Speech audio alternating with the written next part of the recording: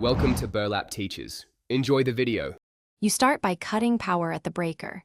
Do this first and verify the fixture is dead with a non-contact tester. Once confirmed, position the ladder safely and remove the old trim. Pull straight down or twist depending on the clip type. Make sure you note whether the housing uses springs, screws, or a bayonet mount because that determines the reassembly sequence. Keep screws and small parts in a container so you don't lose them while you proceed to access the lamp and socket.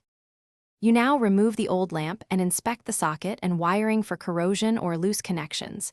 If you see damage, stop and replace the socket. Once the electrical components look sound, install the new lamp or LED retrofit per manufacturer instructions, connecting any quick disconnect plugs or bayonet fittings. Next, mount the trim hardware. Compress springs or align screw holes and fasten evenly so the trim sits flat. Make sure the bulb is the right watt. You finish by restoring power at the breaker and watching the fixture light up. If you use a dimmer, make sure the new lamp is dimmer compatible to avoid buzzing. If the light flickers, goes out, or never comes on, turn power off again and recheck the bulb seating, plug/junction connections, and trim clips that might pinch wiring. Once done, try a known good bulb to determine whether the issue is the lamp or the circuit. If problems persist, consult a licensed electrician.